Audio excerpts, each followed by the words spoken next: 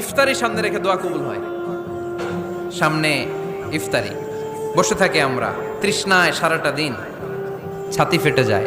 আল্লাহ দেখে, দেখতে দেখতে আল্লাহর একটা সফট কর্নার তৈরি হয়। এটাই সুযোগ কাজে লাগানোর, ঠিক কিনা?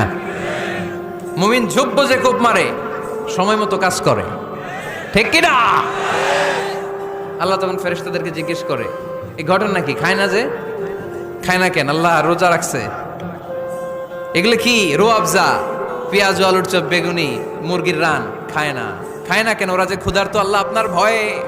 তাই কি চায়? আল্লাহ আপনার কাছে ক্ষমা চায়। আল্লাহ রহমতের দরিয়ায় জোশ খেলে যায়। আল্লাহ তখন বলে, আমারে দেখছে নাকি ওরা? ফেরেশতারা বলে, না দেখে নাই। আমার জান্নাত জাহান্নাম দেখেছে? না দেখে নাই। আমারে না দেখে, জান্নাত জাহান্নাম না দেখে আমার এত ভয় করে। যাও, আজকের এই রোজার বিনিময়ে এখন বান্দা যা চাইবে সব কবুল করে নেব।